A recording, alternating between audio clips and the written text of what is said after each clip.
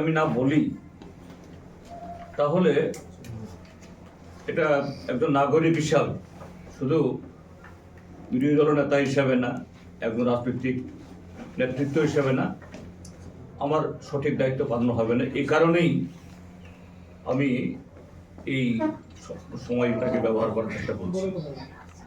সেটা হলো, আমাদের রাজ্যের মাননীয় মুখ্যমন্ত্রী বিগত কয়েক মাস ধরে তিনি প্রচন্ড পরিশ্রম করছেন। একজন শাসক দলের সর্বোচ্চ নেতা হিসাবে, আবার রাজ্যের সরকারের যে মুখিয়া বা মুখ্যমন্ত্রী হিসাবে, স্বাভাবিক, এটা তার অধিকার। এবং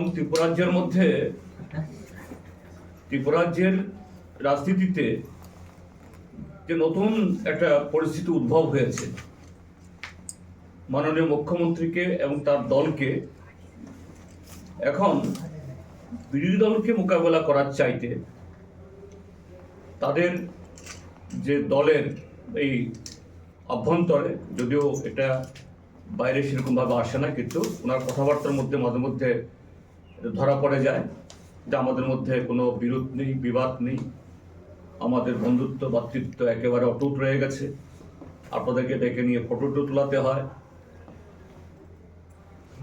তার চেয়ে বেশি মারাত্মক হলো যে একই মন্ত্রিসভাতে আছেন, একই জুটি আছেন, কখনো বলেন ডাবল ইঞ্জিন, কখনো বলেন ট্রিপল ইঞ্জিনের জোট, একেবারে অত্যন্ত পাওয়ারফুল জোট। কিন্তু একই জোটে থেকেও যে শরিক দলের বিরুদ্ধে আঙুল তুলে গলা ফুলিয়ে একেবারে হুঙ্কার ওনাকে ছাড়তে হচ্ছে। আর এগুলি করতে গিয়ে সেখানে এমন কতগুলি কথা তিনি বলছেন, রাজনৈতিক প্রতিপক্ষের বিরুদ্ধে অবশ্যই বলবেন, কিন্তু একজন মুখ্যমন্ত্রী তো, তিনি সরকারের প্রধান, তিনি স্বরাষ্ট্র দপ্তরের মন্ত্রী। কাজেই সরকারের প্রধান, দলের অন্য নেতারা এরকম অনেক কিছুই বলেন, চামড়া তুলে নেবেন, চোখ তুলে নেবেন, এগুলি আমরা খুব বেশি হিসাব নিকাশ আমরা করি না, কারণ এটা যার যার দলের রুচি, তাদের কি বলে মতাদর্শ, সে অনুযায়ী কথা বলেন। কিন্তু একজন প্রশাসনিক প্রধান, সরকারের প্রধান, মাননীয় মুখ্যমন্ত্রী সাংবিধানিকভাবে তিনি রাজ্যের এই পলিটিক্যাল এক্সিকিউটিভদের মধ্যে সর্বোচ্চ, এটা শুধু মুখ্যমন্ত্রীকে পদকে হেয় করা না, এটা যে রাজ্যেরও সম্মানহানি হয়। একদিন কোনো নাগরিক বলবেন যে মাননীয় মুখ্যমন্ত্রী কথাগুলি বলছেন, আপনি কোত্থেকে তথ্য পেলেন, কে আপনাদেরকে এই সমস্ত তথ্য যোগান দেন? কাজেই মাননীয় মুখ্যমন্ত্রী আমাদের রাজ্যের সুনাম, সরকারের সুনাম রক্ষার্থী এবং সে পদের তার যে মর্যাদা, এটা রক্ষার্থী তিনি, তাকে যারা এই সমস্ত তথ্য সাপ্লাই করেন বিভিন্ন জায়গায় বলার জন্য, তিনি একটু সময় করে চিন্তা ভাবনা করবেন এবং রাজ্যবাসীকেও তার যে এই ভুলভাল বলা, এটা যাতে ক্ষমার চোখে দেখেন, এই জন্যই কথাটা আমি অবতারণা করতে বাধ্য হচ্ছি। যেমন তিনি ইদানিংকালে যে সমস্ত অভিযোগ করছেন, তার শরিক দলের বিরুদ্ধে যুদ্ধ ঘোষণার পাশাপাশি কি বলছেন, 1980 জনের দাঙ্গা, তার জন্য সবটাই দায়ী সিপিআই, এবং সিপিএম এর আমলে নাকি প্রত্যেক দিন দুপুরে রাতে বিরতে খুন, ধর্ষণ একেবারে লাগামহীনভাবে ত্রিপুরাজ্যে ছিল। এরপর বলেছেন আগরতলা শহরের পাপাই সাহা হত্যাকাণ্ড, এর জন্যও দায়ী সিপিআইএম। গতকাল অত্যন্ত মারাত্মক একটা কথা বলেছেন আমার মনে হয় আমি কেন, যারা তার মুখে এই ঘটনা শুনেছেন, এ রাজ্যের কোনো পত্রিকাতে এটা উঠেনি, কেউ শুনেনি যে এই কোনো একজন মহিলা তিনি অন্তঃসত্ত্বা এবং কোনো একটা নির্বাচনে প্রার্থী হয়েছিলেন। নাম বলবো না বলে একটা নাম তিনি বলেছেন, তারপর বলছেন আবার কোন জায়গা খোয়াই। একজন নন ট্রাইবাল মহিলা তিনি প্রার্থী হয়েছিলেন, তাকে ডেকে নিয়ে গিয়ে তার পেটে লাথি মেরে তার সন্তানকে মেরে ফেলা হয়েছে। বলেছেন ভোটের আগে এবং ভোটের পরে লাগামহীন সন্ত্রাস হতো, শত শত বাড়ির ঘর পুড়িয়ে ফেলা হতো, দোকানপাট লুট হতো, পার্টি অফিস ধ্বংস করে দেওয়া হতো।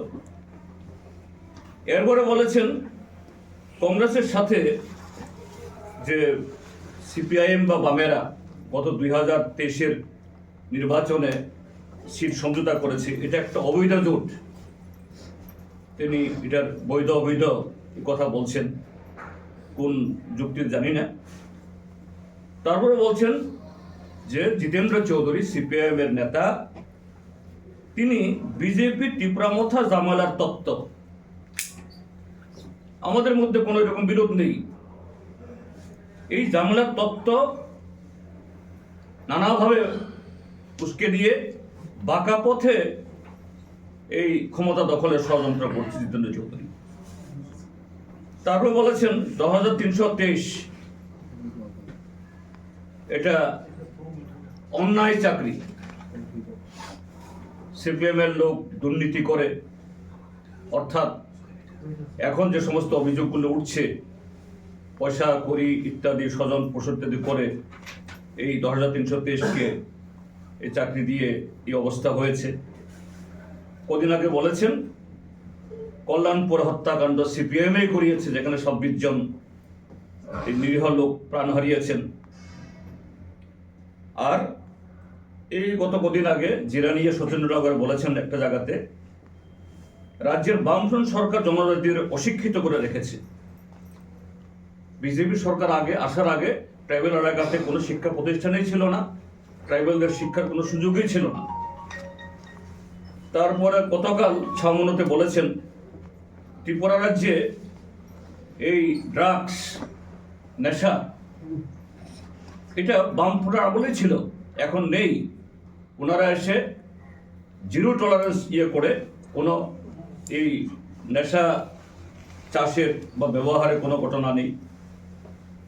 এরপরে বলেছেন গতকাল ছামনুতে রাজ্যে উগ্রপন্থা সিপিএম আমলেই সৃষ্টি করেছে, সিপিআইএমই উগ্রপন্থার জনক, এবং বিমল সিংহকে সিপিআইএমই খুন করেছে। তো এরকমই। আর চাঁদমোহন ত্রিপুরা গন্ডাছড়া গত 2017 ইংরেজিতে 18 বিধানসভা নির্বাচনের আগে বিজেপির কোনো একটা নির্বাচনে প্রার্থী ছিলেন, তাকে সিপিআইএমই খুন করিয়েছে। তৎকালীন সিপিএমের বিধায়ক, নাম বলেননি, গন্ডাছড়ার বিধায়ক মানে হল ললিত মোহন ত্রিপুরাই হবে, তাকে ইঙ্গিত করেছেন, এই কথাগুলো বলেছেন। তো আমি মাননীয় মুখ্যমন্ত্রী এটা নিন্দা বিরোধিতা বা এই শব্দগুলো ব্যবহার প্রয়োজন আছে মনে করি না। আমি বলবো যে মুখ্যমন্ত্রী, দলের নেতারা অনেক কিছুই বলবেন আরো, কিন্তু মাননীয় মুখ্যমন্ত্রী তার একটা সাংবিধানিক পদে তিনি আসেন,